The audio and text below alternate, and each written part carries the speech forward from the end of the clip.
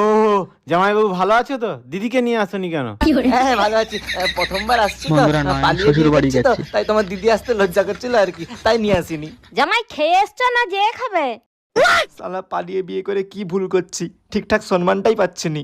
খিদে পেয়ে গেছে খুব এখন। মা চামার বাবুকে তাড়াতাড়ি খেতে দাও। আমি সম্মান জামাই পাচ্ছি না কাপড়টা কি চোর বন্ধুরা। বাজার থেকে কিনে আনছো? না তো কেন?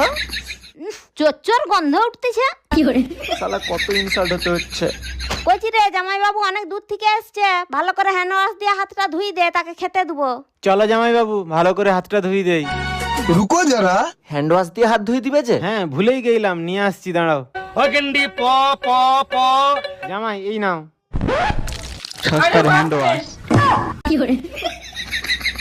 হ্যালো বউ, আমি এক্ষুনি শ্বশুর বাড়ি থেকে ঘর যাচ্ছি, তুমি রান্না করো। আমি আর জীবনে আসবো নি।